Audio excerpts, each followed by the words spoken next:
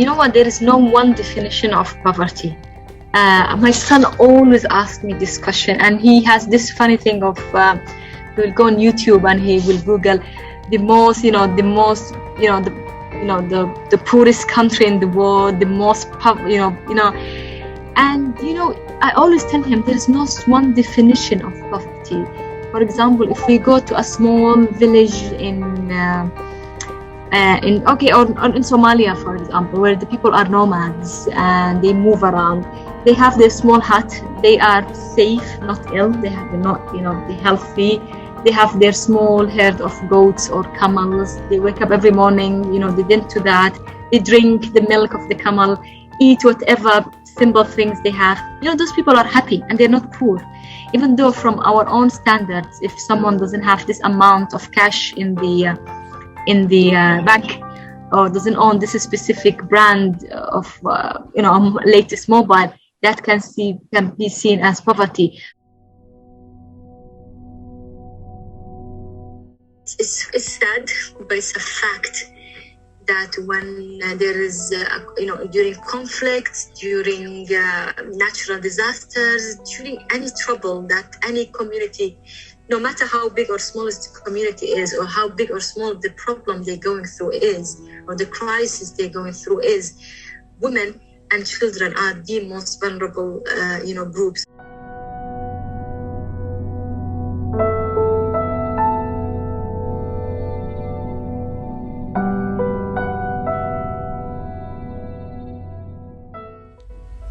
Well, the chief operating officer of Colgate Palmolive was a lady, and she came across to visit, and she came on a market visit, as these senior executives do. They tour the world. They have to be able to put in their annual report, I went to Saudi Arabia.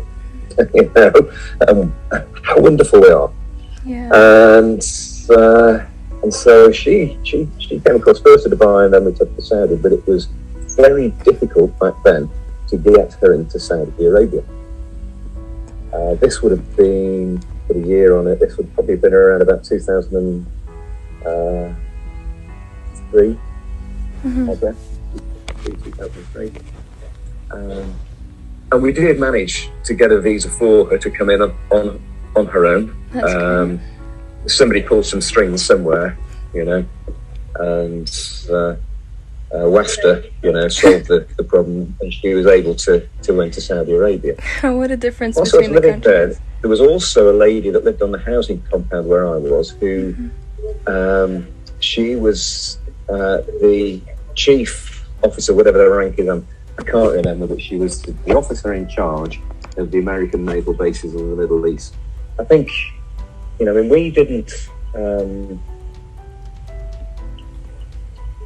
we didn't have any female employees within Coca-Cola. Wow. Yeah. Wow. Now, I work for Coca-Cola International. And Coke International had, I think, something like, in Saudi Arabia, something like 30 people. And there were no ladies within that. Because couldn't get visas for them,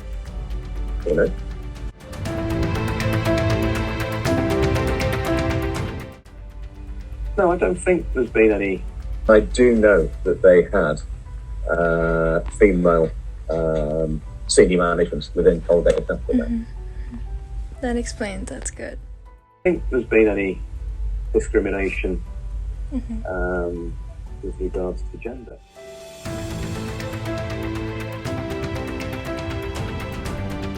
To be fair, we are a small company, and we don't have any women working within it. So that's not because, we don't want to employ women. It's just because we don't need lots of employees. But I think that really maybe where I can comment is on having spent, being English, first of all, and growing up in a society where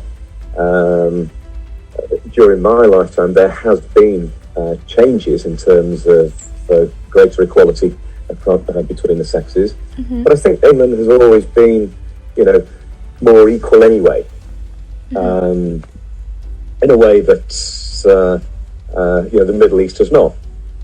And but nonetheless, in the time that I've been here, I've seen massive changes in that regard. And it's not just, I think, in terms of, but I think England has always been, more equal anyway. And I think it's probably fair to say, I'm going to make a sweeping statement now, which could probably be shot down on, but I think it's probably fair to say that you get a far better quality Emirati employee if you employ a lady than you do a man.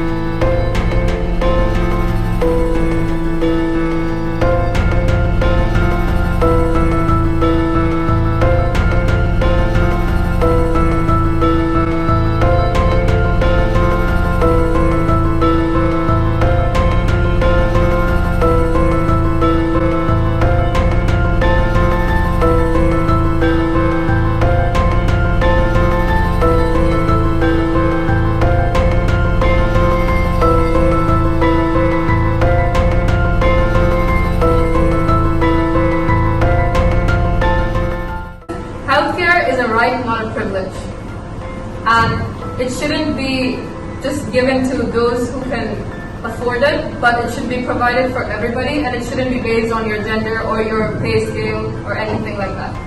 Does anyone have points to counter our point?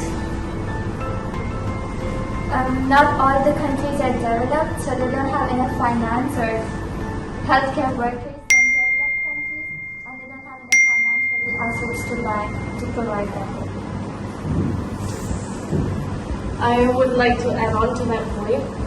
In terms of money, yes, some countries are underdeveloped, and not only that, but the workers who, such as doctors and nurses who provide the health care, they might get underpaid, or they might work extra hours for less money. And this is an unfair thing, considering COVID with days too. So I think that it should be for people who can't afford it.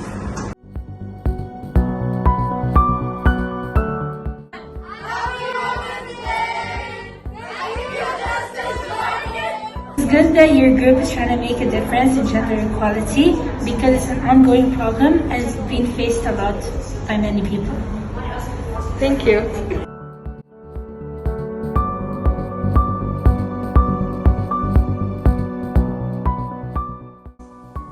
So, I went on a mission to find out how one could mitigate these devastating effects. A possible solution to this could be having a groundbreaking technology that does not require our pockets or close contact. Similar to social distancing, I recommend tech distancing as our new motto of 2022, and holophones provide the perfect solution to it. The surge of modern technologies, Internet of Things, artificial intelligence, robots, self-driven cars have taken our world by storm and impacted our lives profoundly. Tech giants are racing to build insanely massive and mind-blowing innovations. I'm no giant, but my idea is.